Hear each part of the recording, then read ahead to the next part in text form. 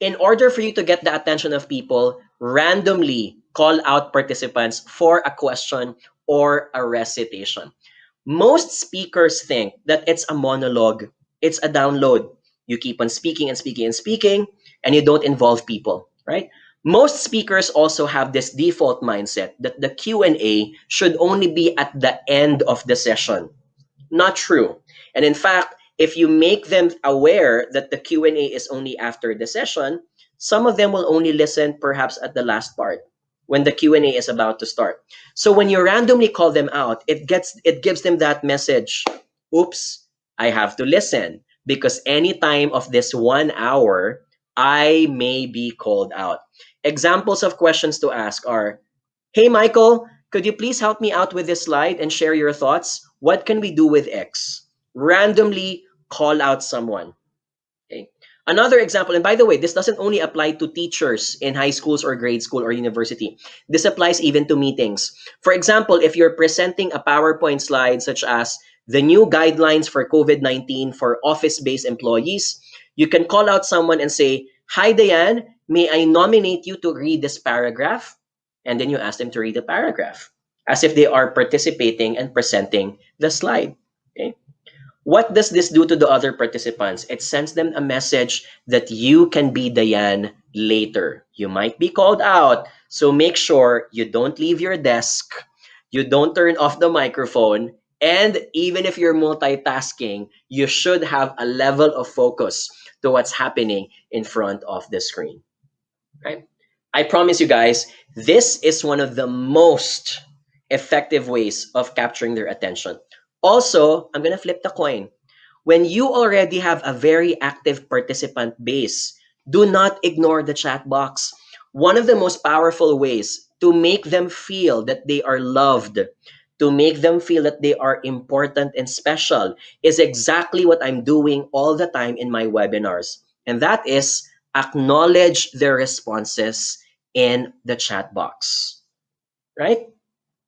So for example, if I'm going to highlight, right? So for example, I'm highlighting Fräulein now. That's a limelight and spotlight for Fräulein, right? May not be good for a lot of people because they don't like the limelight, but a lot of us do like that, right? Same thing also, I'm highlighting Brendalyn's name here, and she says, good afternoon. Or Rika says, I use a name picker like No Hands app extension that can be installed if you want to randomly call out some people, right? The point here is you want to acknowledge their effort, that they contributed to the discussion. Okay? All right. I like this response from Charles because I can also relate to you. And he says, the only problem with calling out someone is when they use network issues as an excuse. I agree. I think this is more of an exemption to the rule. This can also happen.